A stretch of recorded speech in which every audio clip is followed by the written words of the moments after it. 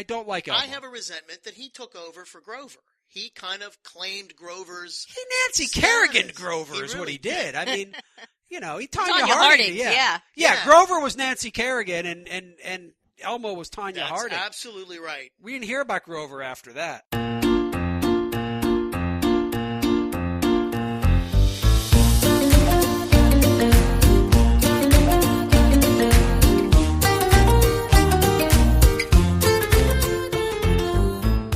We're talking here, and I'm Rob Rossi. I'm Chris Pastrick. I'm Joe Leonard. And this is the Up Groove Podcast, and you can always find the Up Groove Podcast along with all sorts of pop culture / trending stories on upgroove.com or the Upgroove apps, which you can download wherever apps are downloaded. So sad days here at Upgroove headquarters. We lost another. It's been a bad stretch for Chuck's. For Chuck B's. Yeah. Chuck. Not Chuck D. No. Chuck D's good. Chuck D. For now. We get Chuck Berry died the other day, sadly. And now Chuck Barris is gone. And a lot of people go, huh? Who? What? Well, he did a lot of things in the 70s. He had game shows. He had actually started in the late 60s with the dating game. Yes. The Newlywed Game. And then a game show that near and dear to my heart was the Gong Show. And it was the most outrageous, crazy piece of on TV. Never duplicated. No.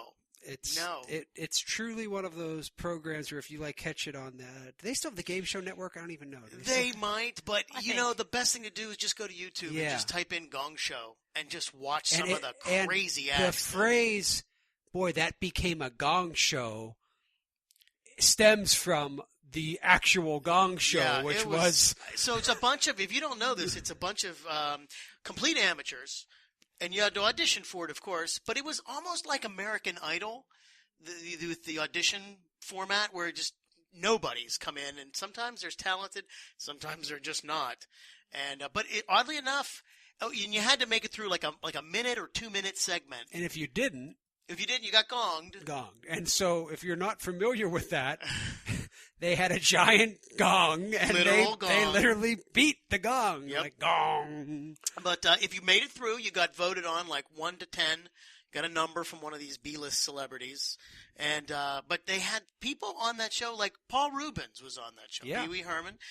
Andrea McCardle was my on crush, that show. My crush of 2017, the original Annie. She was on there. Oingo Boingo, if anybody knows Oingo Boingo, Danny Elfman was on that show originally.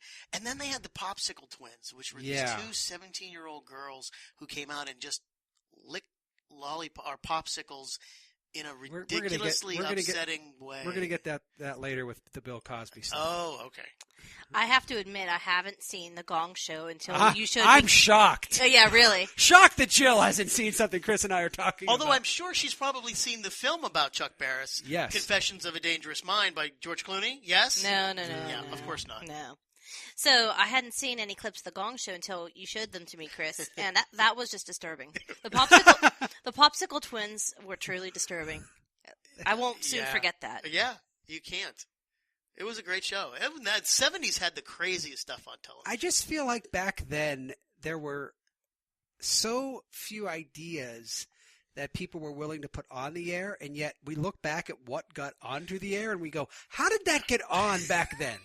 Like, you just assume everybody was on drugs in the 70s. Like, I've always grown up, and people talk about the 60s and the drug culture, and I'm going, no. It was the 70s, because that's when it all took effect. Yes, that was when, Yeah.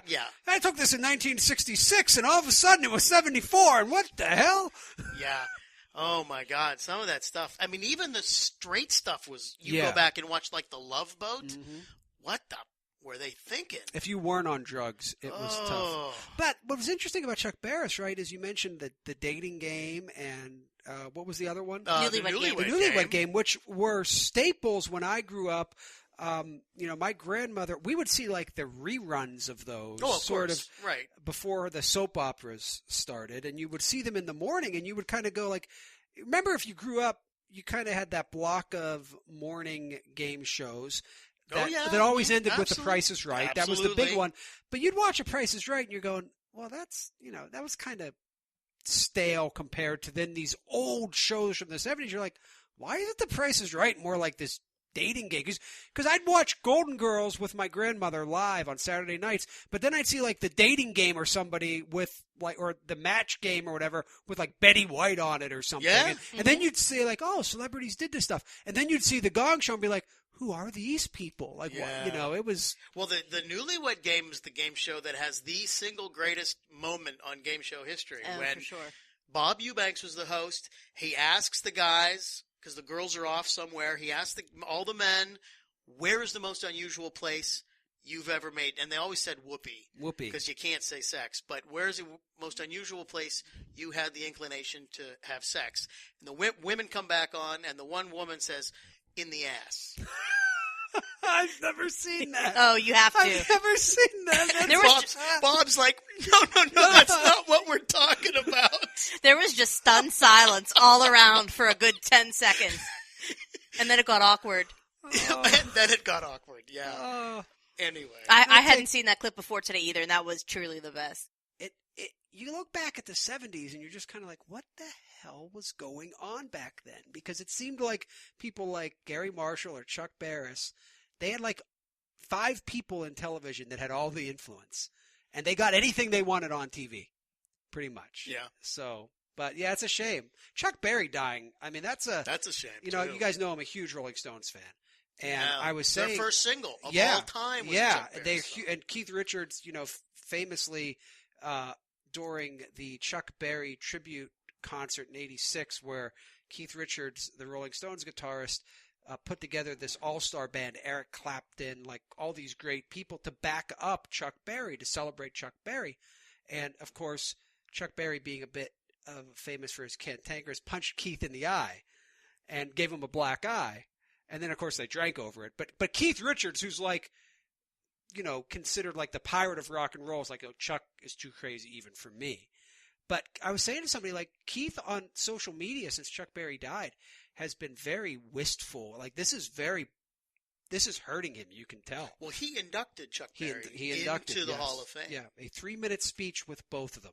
Yeah. Like, it's you know, Keith, I'm going to be inducted instead of induced. And then they bring Chuck Berry out, and Chuck's like, thanks. And then they just, like, walk off the stage. It's like, it's really not like anything. But Chuck Berry, what I did not know about this to this day, I knew he still had a home in the St. Louis area. I think this is so cool. He never left St. Louis.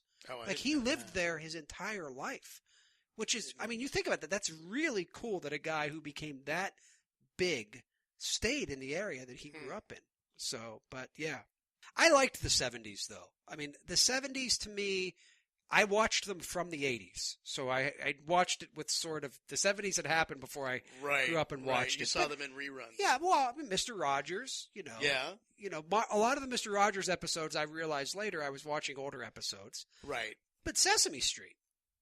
I mean, to that me, that was the 70s and 80s. The classic era. Absolutely. Like, and, you know, we had a card on Upgroove about Elmo being fired. And because of the budget cuts. The budget cuts, right. And so here's the thing.